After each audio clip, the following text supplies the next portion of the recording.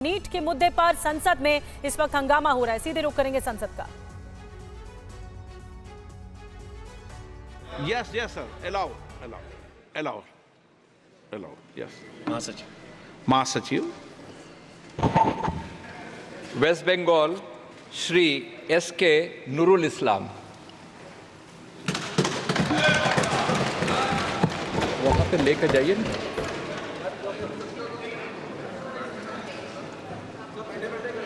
हाँ और बारमूला में 59% पोलिंग हुई, जो आज तक कभी भी इतनी पोलिंग चुनावों में सहभागिता नहीं रही थी। लोकतंत्र के इस पर्व की, इस अवसर को निश्चित रूप से हमें अप्रिशिएट करना चाहिए।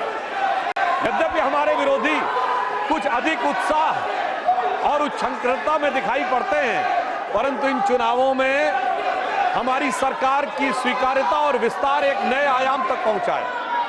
पहली बार हमने उड़ीसा में स्पष्ट बहुमत के साथ अपनी सरकार बनाई है और हमारे विरोधी शायद भूल ही गए कि श्री नवीन पटनायक जी से पहले वहां कभी कांग्रेस का मुख्यमंत्री हुआ करता था। अंतिम मुख्यमंत्री गिरधर गोमांग जी थे, जो कांग्रेस के थे, और ऐसा प्रतीत होता है कि उनको अब वो विषय विस्मृत हो गया है, यानी उन्होंने मान लिया कि वो उड़ीसा में अब सत्ता की लड़ाई में ही नहीं है। दूसरा विषय इस चुनावों के संदर्भ में दक्षिण भारत का विषय आया था। महोदय, मैं बताना चाहता हूं कि हमारे विरोधी और विशेषकर कांग्रेस पार्टी इस विषय को बहुत उठाते थे कि दक्षिण भारत में उनका बहुत प्रभाव है। तो मैं बताना चाहता हूं, प्रधानमंत्री श्री नरेंद्र मोदी जी के नेतृत्व में हमारे गठबंधन ने और भारतीय जनता पार्टी ने दक्षिण भारत में भी कांग्रेस से अधिक वोट प्राप्त करके दिखाए। तेलंगाना में हमारे 8 सीटें ही नहीं है, हमारा मत प्रतिशत 35% है। कर्नाटक में हमारा मत प्रतिशत 45% है। केरल में हमारी 1 सीट आई है, मगर 17% मत है। और सभापति महोदय, मैं आपके माध्यम से पूरे देश का ध्यान आकर्षित करना चाहता हूं कि तमिलनाडु में कांग्रेस को 10.25% वोट मिला है और भारतीय जनता पार्टी को 11.5% वोट मिला है। यानी तमिलनाडु में भी हमने पहली बार 2.5 अंक में मत प्रतिशत प्राप्त किया है और कांग्रेस से अधिक वोट प्राप्त करने में सफलता हासिल की है। यानी किसी जमाने में जब उनका नारा हुआ करता था कि सारे भारत से नाता है और सरकार चलाना आता है, आज वस्तुस्थिति ये हो गई कि इस चुनावों में भारतीय जनता पार्टी ने अपने को मोदी जी के नेतृत्व में सारे भारत से नाता स्थापित करके एक वास्तविक अर्थों में पूरे भारत में अपना प्रभाव रखने वाले और जन समर्थन प्राप्त करने वाली राष्ट्रीय राजनीतिक दल के रूप में अपने को स्थापित किया। ये चुनाव पिछले लोकसभा चुनावों के मुकाबले बहुत अलग था। बिंदु क्रमांक 5 पर राष्ट्रपति महोदय ने स्मरण दिलाया कि हम 5वीं बड़ी अर्थव्यवस्था बने इन 5 वर्षों में। महोदय, हम सिर्फ 5वीं बड़ी अर्थव्यवस्था नहीं बने। 5वीं बड़ी अर्थव्यवस्था किसको पीछे छोड़ के बने? उस ब्रिटेन को पीछे छोड़कर बने जिसने कभी हमारे ऊपर हुकूमत की थी। और हम सिर्फ 5वीं बड़ी अर्थव्यवस्था नहीं बने, हम दुनिया के 4थे बड़े स्टॉक एक्सचेंज बने। हम दुनिया के 3रे बड़े सोलर एनर्जी के मैन्युफैक्चरर बने। हम दुनिया के 3रे बड़े ऑटोमोबाइल के मैन्युफैक्चरर बने। आज डोमेस्टिक सिविल एविएशन का सेक्टर भारत का दुनिया में 3रे नंबर का हो गया है। और हम 2रे नंबर के मोबाइल हैंडसेट मैन्युफैक्चर बनाने वाले देश बने। और इंफ्रास्ट्रक्चर में इन्वेस्ट करने वाले हम दुनिया के नंबर 1 के देश बने। और डिजिटल पेमेंट में हम दुनिया में नंबर 1 के देश बने। और महोदय, इतना ही नहीं हुआ, पिछली लोकसभा और इस लोकसभा के बीच में चांद के अछूते कोने दक्षिणी ध्रुव को छूने वाले हम दुनिया के पहले देश बने, जिसका राष्ट्रपति महोदया ने उल्लेख किया। निश्चित रूप से उसमें हमारे वैज्ञानिकों ने बहुत बड़ी भूमिका निभाई, परंतु प्रधानमंत्री जी का निरंतर संवर्धन, सहयोग और संबल उन्हें प्राप्त होता रहा। महत्वपूर्ण बात यह रही कि उस पॉइंट का नाम प्रधानमंत्री जी ने क्या रखा? पॉइंट शिव शक्ति। यानी हमारी स्त्री शक्ति को वो स्थान चांद की ऊंचाई तक देने का काम किया और यहीं पर मैं बताना चाहता हूं सभापति महोदय, इसी समय देश में कुछ राजनीतिक दल ऐसे हैं जो ये कहते हैं कि हिंदू धर्म में जो शक्ति है उससे हमें लड़ना है, और दूसरी तरफ हमारा संकल्प ये है कि उस शक्ति को चांद की ऊंचाई तक ले जाकर स्थापित करना है जो माननीय प्रधानमंत्री जी के नेतृत्व में हुआ है। महोदय, मैं एक बात और कहना चाहूंगा, चुनाव संपन्न हुए, मगर ये चुनाव एक मामले में इस देश के अद्भुत चुनाव थे।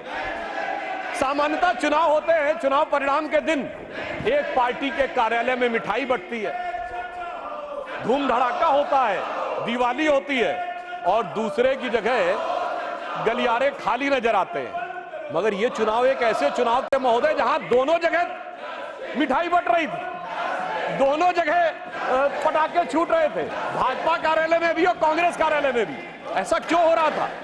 हमें तो स्पष्ट बहुमत मिला, लगातार तीसरी बार सरकार बनाई, मगर वहां पर तालियां क्यों बज रही थी महोदय? मैं याद दिलाना चाहता हूं, जो थर्ड अटेम्प्ट में 3 डिजिट की संख्या नहीं प्राप्त कर पाए, चुनाव के बाद उनके चेहरे की चमक देखिए, उनकी आवाज की खनक देखिए, उनके जलवे में धमक देखिए, ऐसा लगता है कि जैसे उन्होंने बहुत बड़ी उपलब्धि हासिल कर ली हो। उसका कारण यह है महोदय कि एक बच्चा होता है जो टॉपर होता है, जिसे डिस्टिंक्शन मार्क्स मिलने थे, वो फर्स्ट डिवीजन मार्क्स पाए तो उसके चेहरे पे वो खुशी नहीं होती है, और धड़ाधड़ फेल होने वाला बच्चा ग्रेस मार्क्स पाके अगर थर्ड डिवीजन पास हो जाए तो उसके चेहरे पे बहुत खुशी होती है। मैं ये भी बताना चाहता हूं महोदय, एक जो हमारे कांग्रेस के साथियों में बहुत राज्यसभा से सुधांशु त्रिवेदी का जवाब सामने आ रहा है। लोकसभा की कार्यवाही इस बीच बता दें आपको स्थगित कर दी गई है। नीट पर लगातार विपक्ष हंगामा कर रहा है, नीट मामले पर, और इस मामले पर चर्चा की मांग की जा रही है। लोकसभा की कार्यवाही को स्थगित कर दिया गया है। इस बीच राज्यसभा की कार्यवाही की तस्वीरें आप तक पहुंचा रहे हैं। एक हम लोगों के मोहल्ले में सज्जन थे, वो थर्ड डिवीजन पास हुए, एक लड़का, और एक फर्स्ट डिवीजन पास हुआ। फर्स्ट डिवीजन वाला मेरिट एक्सपेक्ट कर रहा था, तो फर्स्ट डिवीजन वाले के यहाँ खुशी नहीं थी, तो दूसरे ने पूछा, भाई तुम थर्ड डिवीजन पास हुए हो तो तुम्हारे अंदर खुशी क्यों है, इतनी खुशी क्यों है? तो जानते थर्ड डिवीजन वाले ने क्या जवाब दिया? साहब ये तो फर्स्ट डिवीजन आए ना, एक, हमारे तो 3 हैं, फर्स्ट डिवीजन विद 2 बॉडीगार्ड। तो ये हमारे सहयोगी फर्स्ट डिवीजन विद 2 बॉडीगार्ड्स का जो उल्लास मना रहे हैं, उनके लिए मैं बताना चाहता हूं कि वस्तु स्थिति यह है कि 3 साल मिलाकर 42, 44, 52 और 99 मिलाकर इनके उतने नहीं है जितने अकेले भारतीय जनता पार्टी के 240। मैं ये भी याद दिलाना चाहता हूं, 1984 के बाद से आज तक 40 साल में कभी कांग्रेस को 240 सीटें नहीं मिली। पीवी नरसिम्हा राव जी के समय में 232 मिली थी, बाद में उनकी कुछ सीटें बढ़ी थी। यानी जो 40 साल में मुकाम नहीं हासिल हो पाया, उसके बावजूद उन लोगों की जिस प्रकार की उच्छृंखलता दिखाई पड़ती है, उसके लिए मैं कहना चाहता हूं, इन्होंने कितनी कोशिश कर ली, मगर प्रधानमंत्री जी तीसरी बार स्पष्ट बहुमत के साथ प्रधानमंत्री बनने में सफल हुए। तो इन लोगों के लिए एक बात कहना चाहूंगा मैं, एक लाइन प्रधानमंत्री जी की तरफ से, कि दरिया का सारा नशा उतरता चला गया, वो मुझे डुबाता रहा और मैं उभरता चला गया। दरिया का सारा नशा उतरता चला गया, वो मुझे डुबाता रहा और मैं उभरता चला गया। और ये 44, 52, 99, अरे मंजिल समझ के बैठ गए जिस पे चंद लोग, मैं ऐसे कितने ही रास्तों से गुजरता चला गया। राष्ट्रपति महोदया ने बिंदु क्रमांक 3 में एक और बात स्पष्ट की कि 60 साल के बाद एक ऐसा मौका आया है जब लगातार तीसरी बार किसी प्रधानमंत्री को बहुमत प्राप्त करके जनता ने आशीर्वाद देकर सदन में भेजा हो। और जिस समय प्रधानमंत्री जी ने ये के बारे में ये विषय आया था, उस समय हमारे विपक्ष के साथी लोग बहुत ज्यादा डिस्टर्बेंस भी किए थे। उनके अंदर कुछ एक बेचैनी नजर आ रही थी। क्यों? क्योंकि मोदी जी ने लगातार 3 बार स्पष्ट बहुमत प्राप्त करके वो कार्य किया है जो पंडित जवाहरलाल नेहरू जी के रिकॉर्ड की बराबरी कर ली। और इसलिए शायद हमारे विरोधियों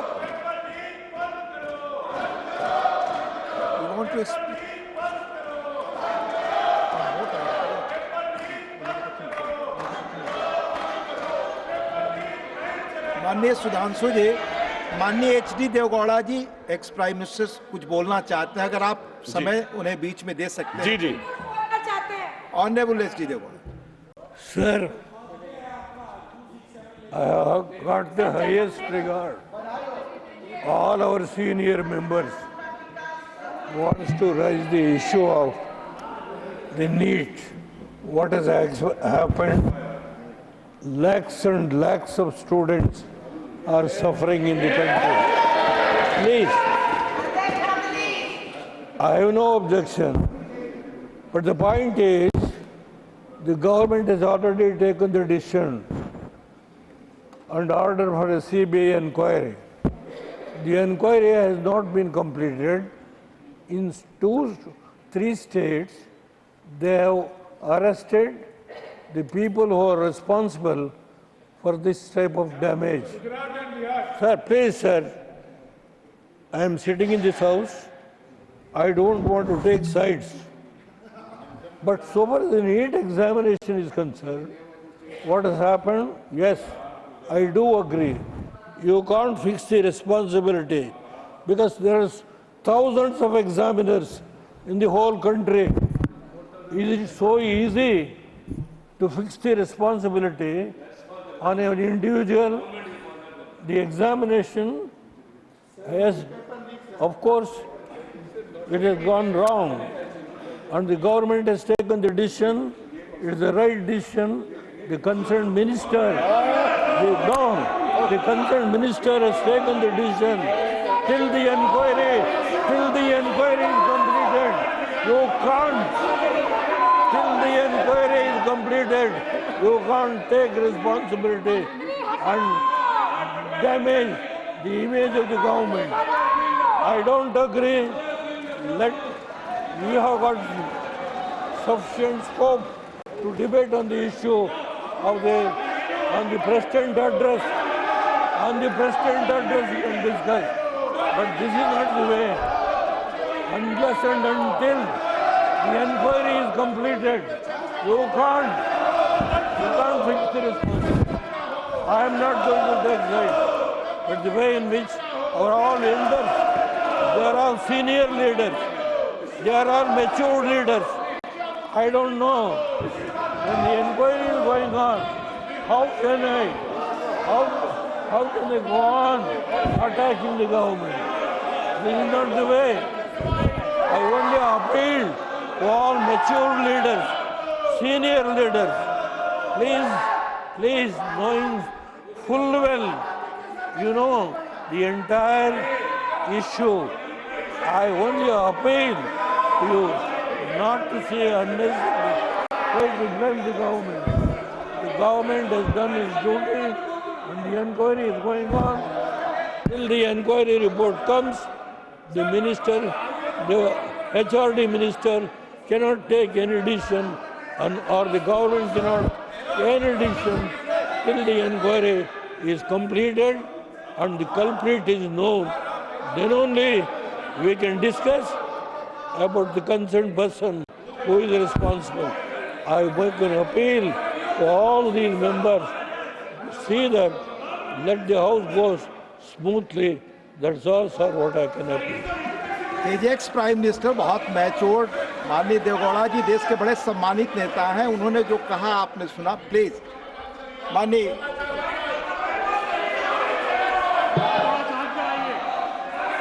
सुधांशु जी, प्लीज कंटिन्यू योर स्पीच।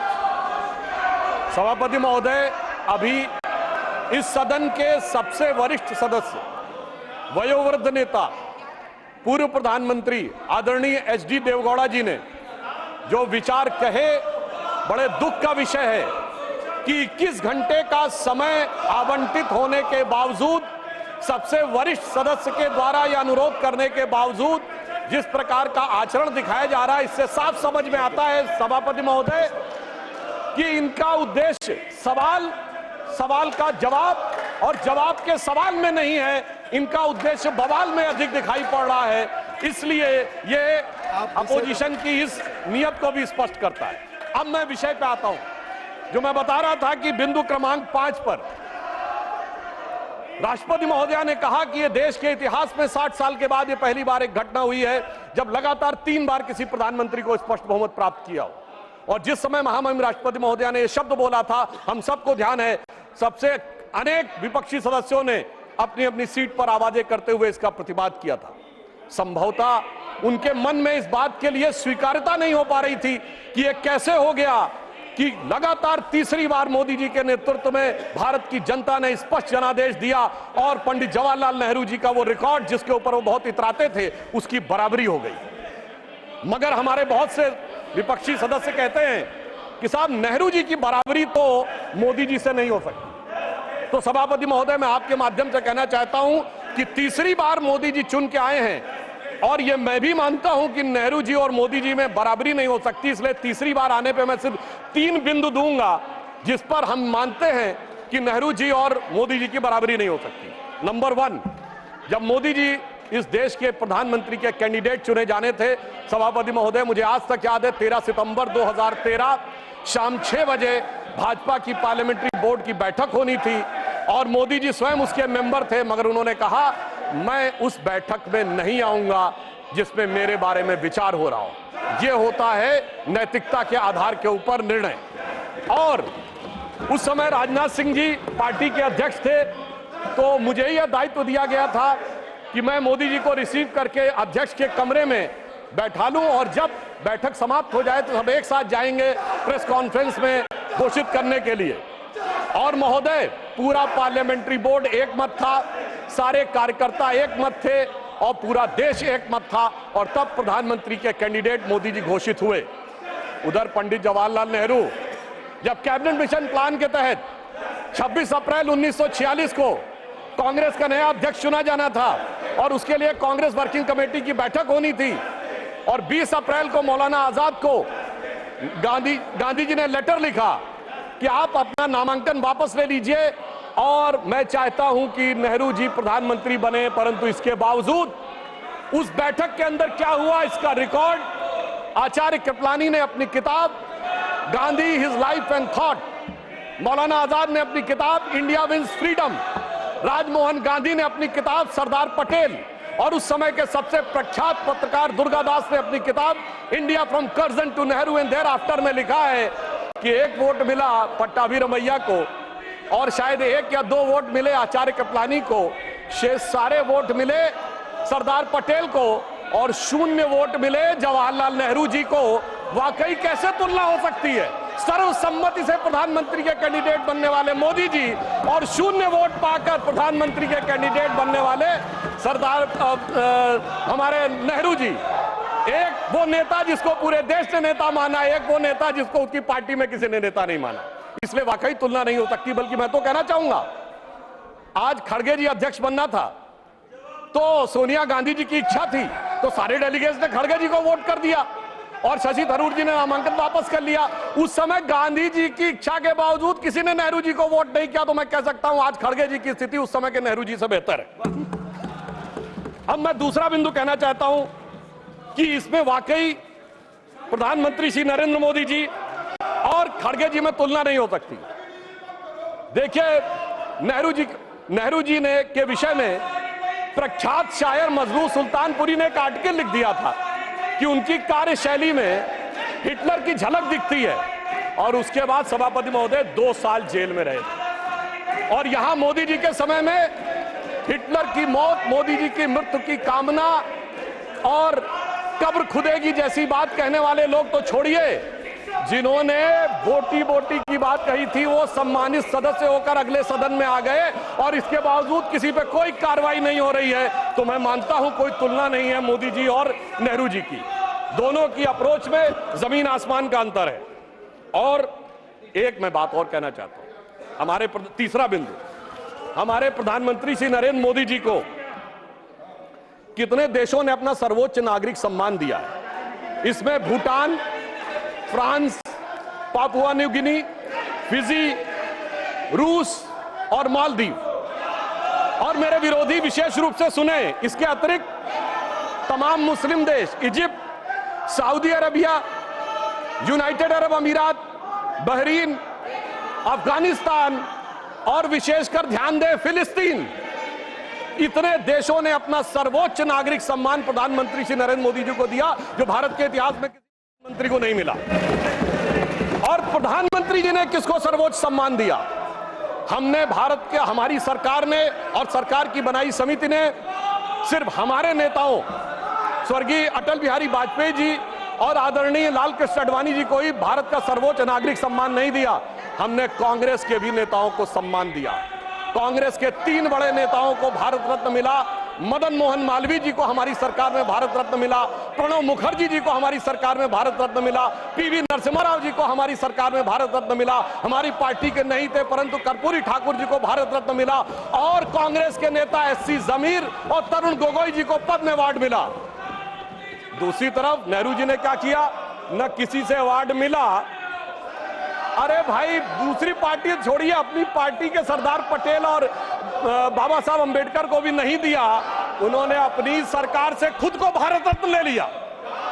यानी एक मोदी जी जिन्होंने सबको भारत रत्न दिया और एक उनकी सरकार जिसमें खुद को भारत रत्न मिल गया। तो मैं मानता हूं कि इन तीनों बिंदुओं पर नेहरू जी और मोदी जी में कोई तुलना नहीं है। इसलिए मैं कह सकता हूं कि मोदी जी नेहरू जी की तुलना में एक अतुलनीय प्रधानमंत्री हैं और उन्होंने यह अतुलनीय उपलब्धि हासिल की है। और एक बात और कहूंगा अंत में, वाकई दोनों में बराबरी नहीं है। हम लोग बचपन में एक बड़ा गीत था जो हमारी पीढ़ी और हमसे पहले वाली पीढ़ी ने जरूर अवश्य सुना होगा कि दे दी हमें आजादी बिना खड़क बिना ढाल। उसमें एक लाइन थी कि फूलों की सेज छोड़ के दौड़े जवाहरलाल, वो तो फूलों की सेज पे थे, और हमारे प्रधानमंत्री जी चाय की केतली लेके प्लेटफॉर्म पे दौड़े नरेंद्र लाल। दोनों में जमीन आसमान का अंतर था। वो जवाहरात के लाल थे और नरेंद्र मोदी जी गुदड़ी के लाल थे। वो हीरे जवाहरात के बीच में उनका बचपन गुजरा और इन्होंने गुदड़ी के लाल ने निकलकर आज भारत माता का भाल जिस ऊंचाई तक पहुंचाया है, उसके लिए सारा देश उन पर गर्व करता है। अब मैं पिछली बात को छोड़कर इस पे आता हूं कि इस तीसरे टर्म में हमारी सरकार किस प्रकार की बातों पर विचार करने की तरफ ध्यान दे रही है। राष्ट्रपति महोदया ने अपने बिंदु क्रमांक 5 में इस विषय का उल्लेख किया है, रिफॉर्म, परफॉर्म और ट्रांसफॉर्म। आने वाले समय में सबसे बड़ी चुनौती हमारे सामने आने वाली है, वो है एनर्जी, और एनर्जी में ग्रीन एनर्जी। जी हाँ, बड़ी खबर आज की बता दें। दिल्ली में भीषण गर्मी के बाद आज जमकर बारिश तो हुई, जिसके बाद पूरी दिल्ली पानी पानी हो गई है। हर तरफ सैलाब ही सैलाब नजर आ रहा है, लेकिन ये बारिश बड़ी मुसीबत लेकर आ गई। पहली ही बारिश में सारे इंतजामों की पोल खुलकर रख गई है और इसका सबसे ज्यादा गवाह बना दिल्ली का वर्ल्ड क्लास एयरपोर्ट। इस एयरपोर्ट के टर्मिनल 1 का हिस्सा गिर गया, जिसमें एक शख्स की मौत हो गई जबकि 8 लोग घायल हो गए। वहीं दूसरी तरफ दिल्ली का फेमस मिंटो रोड इस बार भी पानी में डूब गया है। तस्वीरें गवाही दे रही हैं कि किस तरह से दिल्ली इस वक्त पानी ही पानी नजर आ रही है। सबसे पहले बात दिल्ली एयरपोर्ट पर हुए जानलेवा हादसे की कर लेते हैं। एयरपोर्ट के टर्मिनल 1 का एक हिस्सा गिर गया, छत गिर गई, कारें दब गई। हालात ये थे कि एयरपोर्ट पर बना शेड झरना बन गया। वहीं एयरपोर्ट की रेलिंग भी टूट गई। इस हादसे में एक शख्स की मौत हो गई जबकि 8 लोग घायल हो गए, जिन्हें अस्पताल में भर्ती कराया गया है। लेकिन इस हादसे को लेकर कई सवाल भी खड़े हो रहे हैं। जो नागरिक उड्डयन मंत्री हैं वो भी पहुंचे मौका घटना पर, लेकिन ये हादसा बता रहा है कि एक ही बारिश में किस तरह टर्मिनल 1 जो कि वर्ल्ड क्लास लेवल पर बना हुआ है, इसकी छत गिरने से एक बड़ा हादसा हो गया। एक शख्स की मौत हो गई और जो घायल हुए हैं उन्हें अस्पताल में भर्ती कराया गया है। लेकिन ये क्या भ्रष्टाचार की पोल खोलता है? भ्रष्टाचार का ये जो शेड था वो बहकर सामने आ गया, ये बड़ा सवाल है। टर्मिनल 1 पर बड़ा हादसा हुआ। इस हिस्से को बनाने में घटिया सामग्री का क्या इस्तेमाल हुआ? क्या देश की छवि खराब करने के पीछे भ्रष्टाचारी जिम्मेदार हैं? और इस हादसे के पीछे जिम्मेदार कौन है?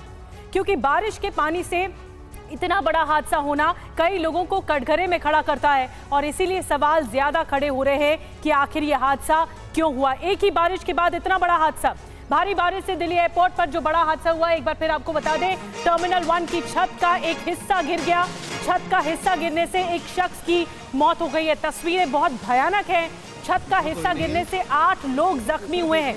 हादसे में कई गाड़ियां चपेट पर आ गई और ये देखिए, ये पूरा का पूरा हिस्सा गाड़ियों पर गिर गया है।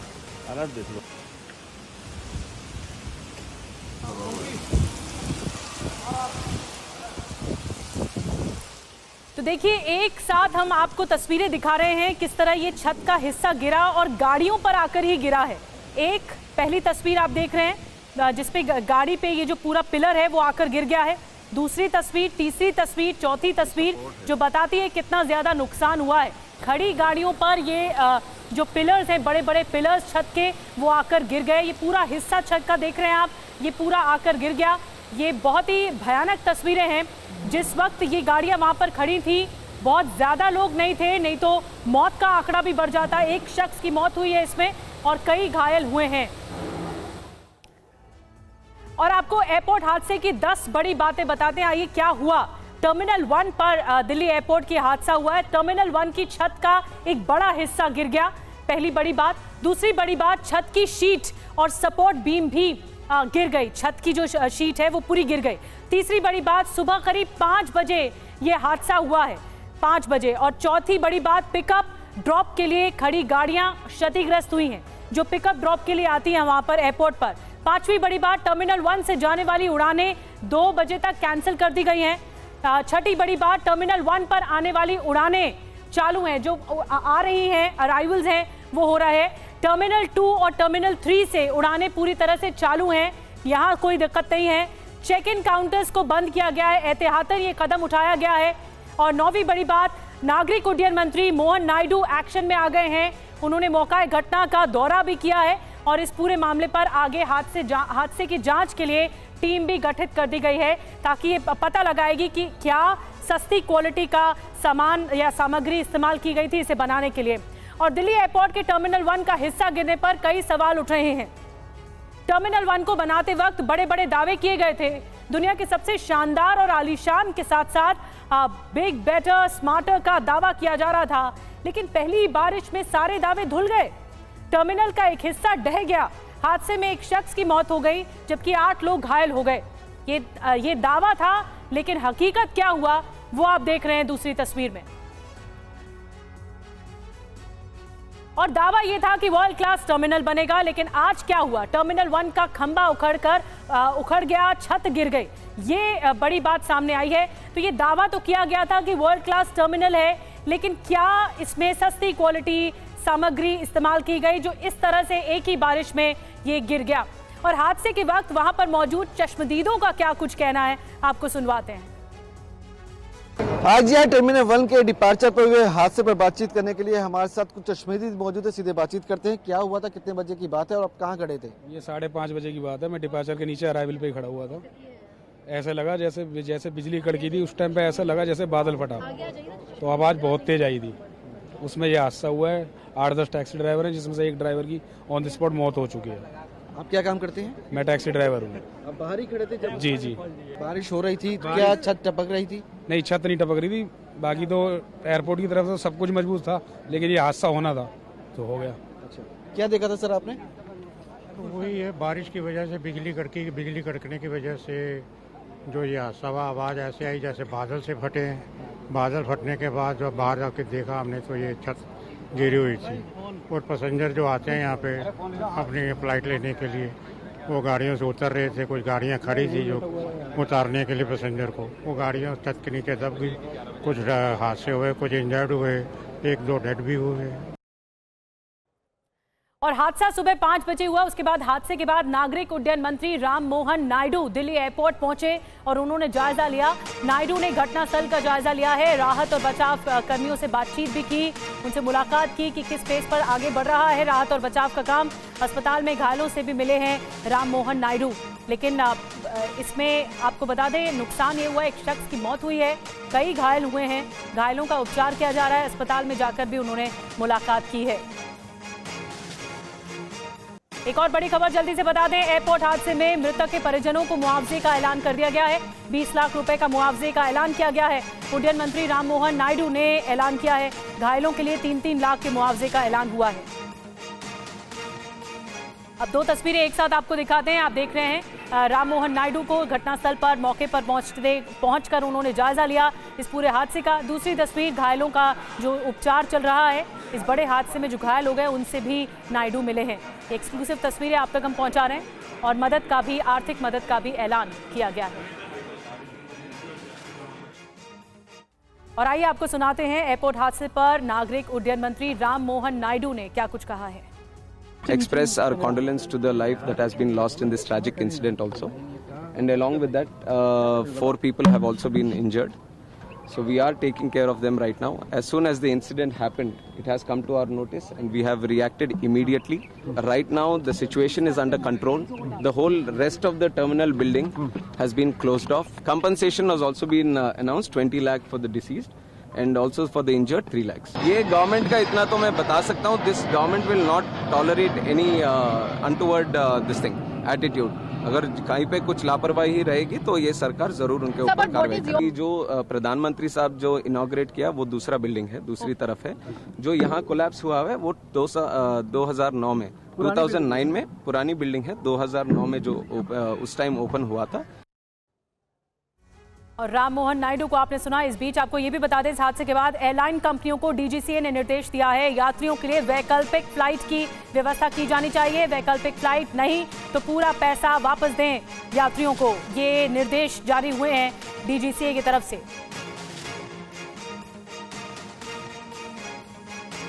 और आपको बताते हैं कि एयरपोर्ट पर जो हादसा हुआ, ये हादसा बड़ा है। अब आपको सवाल बताते हैं जो इस हादसे के बाद सवाल खड़े हो रहे हैं। क्या जल्दबाजी में टर्मिनल 1 का उद्घाटन कर दिया गया? अभी पूरा बना भी नहीं था। क्या ये फैसला जल्दबाजी में हुआ?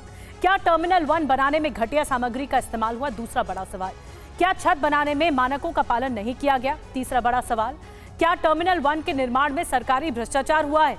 यात्रियों की जान को खतरे में डालने का आखिर जिम्मेदार कौन है? जो एक मौत हुई है उसका जिम्मेदार कौन है? हमारे साथ दिल्ली एयरपोर्ट से ही विवेक शर्मा हमारे सहयोगी इस वक्त जुड़ रहे हैं, उनसे बातचीत करते हैं। विवेक, रेस्क्यू कहां तक पहुंचा है? अभी क्या जानकारी मिल रही है रेस्क्यू से जुड़ी हुई?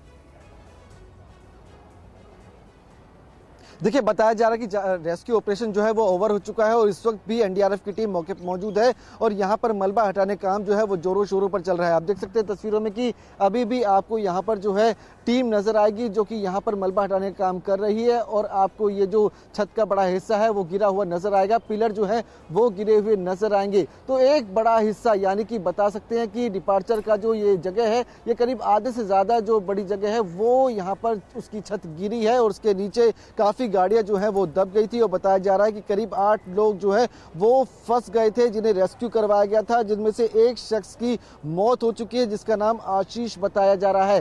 तो यहाँ पर लगातार जो है अब सर्च अभियान जो है वो चलता हुआ नजर आ रहा है, मलबा हटाने का काम भी किया जा रहा है और इस वक्त मेरे साथ चश्मदीद भी मौजूद है। जिस वक्त ये हादसा हुआ था उस वक्त ये यहीं पे थे, सीधे बातचीत भी करते हैं। क्या देखा था, कितने बजे के आसपास थी और किस तरह की स्थिति थी यहाँ पर?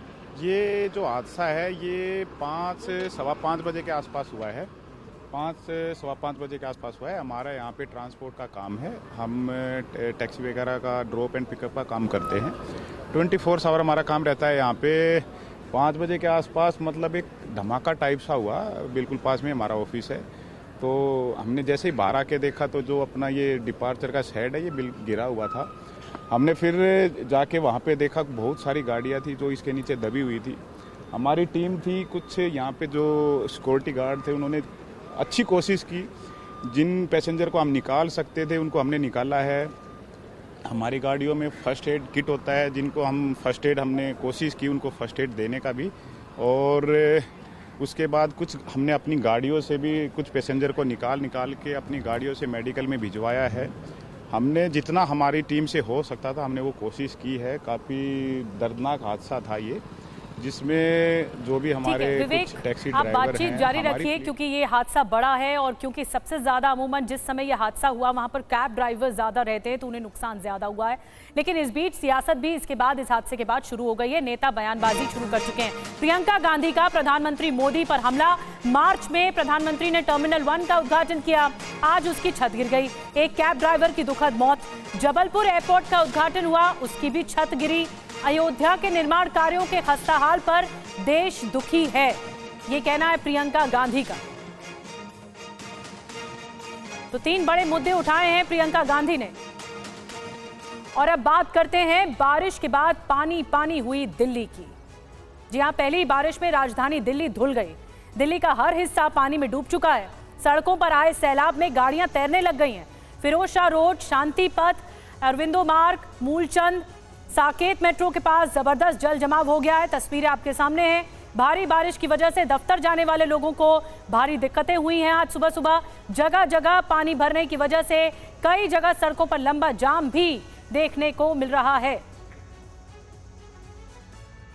और इस बीच आपको रोहिणी के सेक्टर 18 में तस्वीरें दिखाते हैं, जहां सड़क धंस गई है। पार्किंग में खड़ी कार भी गड्ढे में फंसी हुई नजर आ रही है। ये इस वक्त हमें जानकारी मिल रही है। रोहिणी के सेक्टर 18 की तस्वीरें ये देखिए, पूरी की पूरी कार आधी डूबी हुई नजर आ रही है। पूरी कार धंस गई है। सड़क धंसने के साथ ही कार भी गड्ढे में फंस गई है। ये तस्वीरें वाकई हिला देने वाली तस्वीरें हैं। एक बारिश ने खस्ता हाल कर दिया दिल्ली को। कई सड़कों का हाल कुछ इसी तरह है। लेकिन देखिए, ये हादसा हुआ है। एक कार पूरी धंस गई है, गड्ढे के अंदर समाती हुई दिख रही है ये कार। बारिश इतनी ज्यादा कि जल जमाव की स्थिति हो गई। और भारी बारिश के बाद दिल्ली में जगह जगह जल भराव की स्थिति इस वक्त है। दिल्ली के आजादपुर अंडरपास में एक यात्री बस फंस गई। इस दौरान बस में मौजूद लोगों ने बस की छत पर चढ़कर अपनी जान बचाई। ये तस्वीरें देखिए। मौके पर पहुंची रेस्क्यू टीम ने बस में मौजूद लोगों को कड़ी मशक्कत के बाद बाहर निकाला है। ये तस्वीरें आपको दिखा रहे हैं, जहां पर आजादपुर अंडरपास में आप देख रहे हैं ये बस फंस गई है बीचों बीच। और फिर उसके बाद यात्रियों ने छत पर चढ़कर अपनी जान बचाई है। रेस्क्यू टीम भी वहां पर पहुंची है। और इस बीच बीजेपी पार्षद रवि नेगी ने सड़क पर नाव चलाई है। ये तस्वीरें भी सामने आई हैं। सिसोदिया के विधानसभा इलाके में पानी भर गया है और सड़क पर भरे पानी में उन्होंने नाव चलाई है। नौबत नाव चलाने तक आ गई है। ये तस्वीरें आपको दिखा रहे हैं, जहां पर भारी बारिश के बाद जल जमाव की स्थिति और बीजेपी के पार्षद जो रवि नेगी हैं, उन्होंने सड़क पर इस तरह नाव चलाई है। मनीष सिसोदिया का विधानसभा क्षेत्र है ये, जिस क्षेत्र में पानी बहुत ज्यादा भर गया है और बीजेपी पार्षद ने नाव चलाई। तस्वीरें आपको एक के बाद एक बता रहे हैं। आपको दिल्ली के बारिश की कुछ और तस्वीरें दिखाते हैं।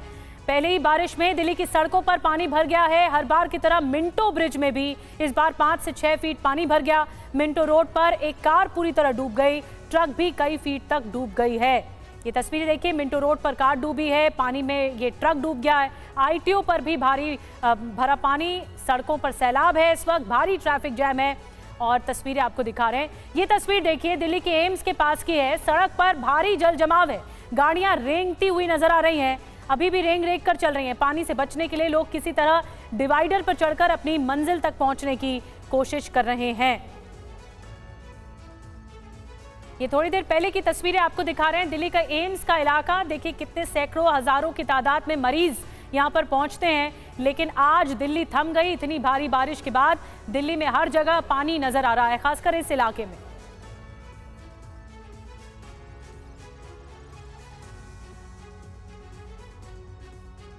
हमने आपको एम्स की तस्वीरें दिखाई। अब आपको प्रगति मैदान अंडरपास की तस्वीरें दिखाने जा रहे हैं। अंडरपास के अंदर पानी भरने के चलते अंडरपास को बंद कर दिया गया है। ये देखिए तस्वीरें हैं, पानी की निकासी हो रही है।